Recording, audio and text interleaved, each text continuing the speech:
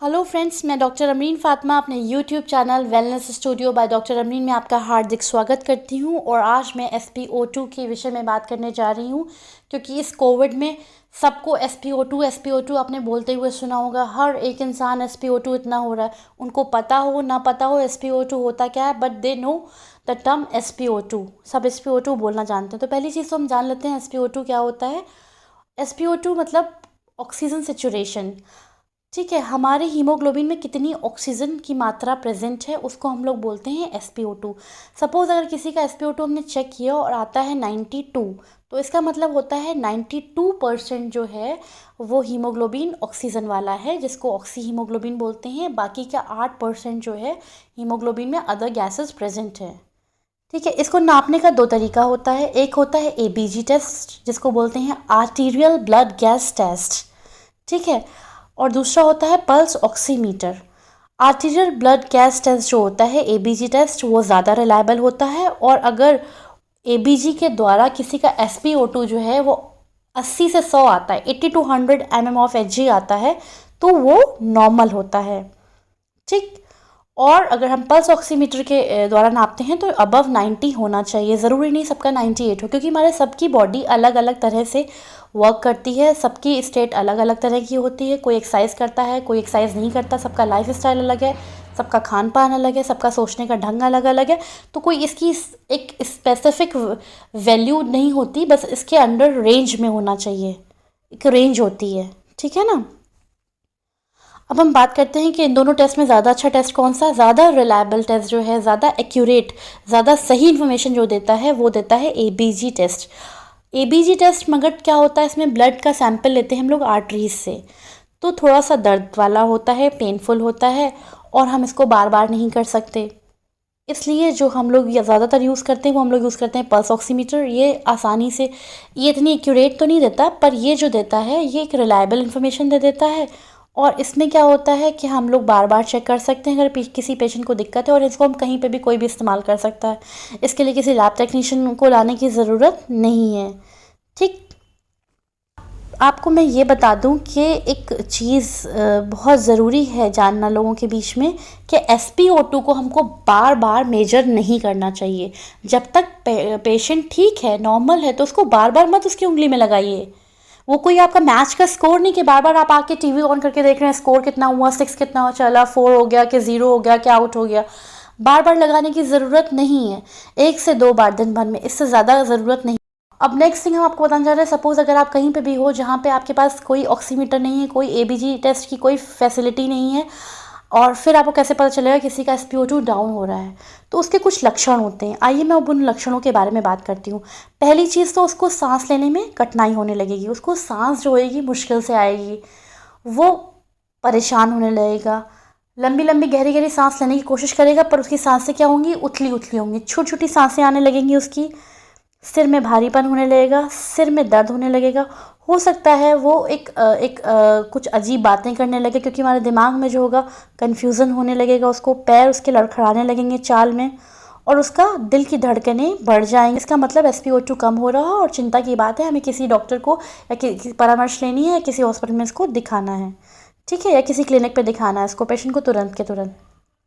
ठीक, अब हम जान लेते हैं SpO2 किन कारणों से कम होता है। क्या इस समय लोगों को लगता है सिर्फ कोविड पॉजिटिव, इसका मतलब मेरा SpO2 कम है, हमको बार बार चेक करना चाहिए?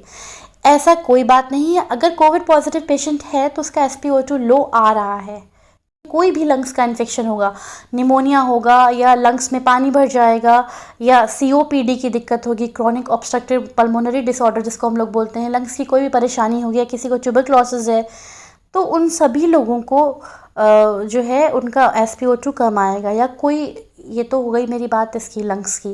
दूसरी चीज़ रीज़न होता है SpO2 का कम होने का, वो होता है हार्ट। किसी को अगर पहले से हार्ट की बीमारी है, कोई दिल की बीमारी है, या हार्ट अटैक आ चुका है, या आर्टरीज़ में ब्लॉकेज है, या दिल में ब्लॉकेज हो रहे हैं, आर्टरीज़ में ब्लॉकेज हो रहे हैं, तो उसकी वजह से भी उनका SpO2 कम होता है। या कोई डायबिटिक पेशेंट है, काफ़ी टाइम से डायबिटीज़ रह रही है उसको, उसका SpO2 कम होएगा। जो लोग बहुत ज़्यादा स्ट्रेस लेते हैं, टेंशन ले रहे हैं, एंग्जाइटी में रहते हैं, उनके साथ भी ये प्रॉब्लम होती है। ठीक है, तो ये कुछ मुख्य कारण है जिनकी वजह से ये कम हो जाता है। सिर्फ़ और सिर्फ ऐसा नहीं कि कोरोना की वजह से ही कम हो रहा है, बहुत सारे रीज़न होते हैं जिनमें से हमने कुछ मुख्य कारण आपको बता दिए। ठीक, अब हम बात कर लेते हैं कि कभी कभी पल्स ऑक्सीमीटर की रीडिंग गड़बड़ आती है। तो किन कंडीशन में गड़बड़ आती है? जब अक्सर अगर डार्क कलर की नेल पेंट लगी है तो उस नाखून की नेल पेंट हटा दीजिएगा, नेल पॉलिश हटा दीजिएगा रिमूवर से, तब नापिएगा। नेल पेंट की वजह से भी रीडिंग गड़बड़ आ सकती है, या फिर कोई ब्राइट लाइट नहीं है तो वहाँ पे भी रीडिंग गड़बड़ आएगी। या कोई बहुत स्मोकर है, कोई बहुत टाइम से बहुत ज़्यादा स्मोकिंग करता है या तुरंत स्मोकिंग करी उसने और उसके बाद चेक किया, तो वहाँ पे भी वो रीडिंग सही नहीं आती है। ठीक है। दूसरी चीज़, अगर SpO2 किसी का बहुत ज़्यादा कम हो रहा है तो होम ऑक्सीजन थेरेपी दें। उसके बाद हम उसके लिए डॉक्टर से कंसल्ट करें कि क्या करना है हमको। ठीक।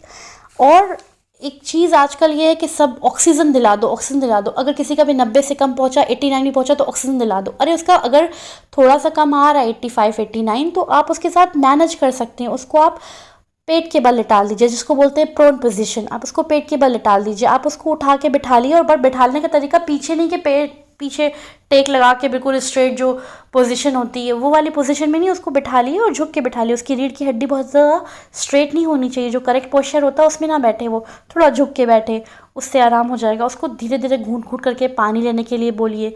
उसको बोलिए कि बिल्कुल भी परेशान ना हो, सांस लेने की जगह छोड़ने की कोशिश करें। ठीक है।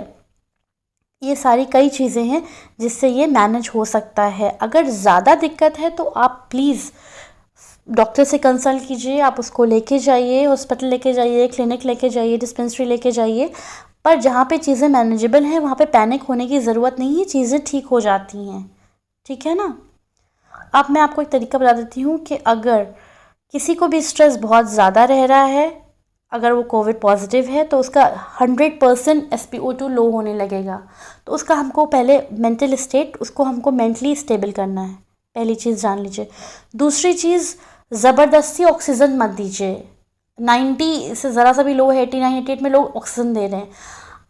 अगर आप ज़्यादा ऑक्सीजन देंगे तो भी नुकसान है, क्योंकि वो हाइपर वेंटिलेशन ऑफ लंग्स पहुंच जाएगा। मैं अपने आने वाले वीडियो में आप लोगों को कुछ ऐसी मेडिसिन्स, कुछ ऐसी चीज़ों के बारे में मैं आपको बताऊंगी जो हेल्पफुल रहेंगी। तो और आप एक काम ज़रूर से करें कि आप रिलैक्स रहें। और कुछ प्लांट्स ऐसे हैं जो हमको 24/7 ऑक्सीजन देते हैं। मैंने अपनी पुरानी वीडियोज़ में, मैंने अपनी पहली वीडियोज़ में इन सब चीज़ों का जिक्र किया है, तो आप उस पर जाके एक बार नज़र डालें, उसको आप देखें और समझें।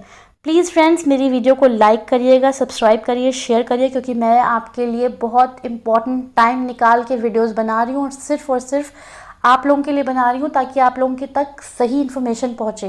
लोगों के पास इन्फॉर्मेशन की कमी नहीं है, पर इन्फॉर्मेशन कंप्लीट नहीं है, सही नहीं है, जिसकी वजह से बहुत ज़्यादा अज्ञानता फैली हुई है। Thank you friends for watching my video, and please like and subscribe my channel. Information ये इंपॉर्टेंट है, और अपने नियर एंड डियर वन से ज़रूर इसको शेयर कीजिए। Thank you so much for watching my channel.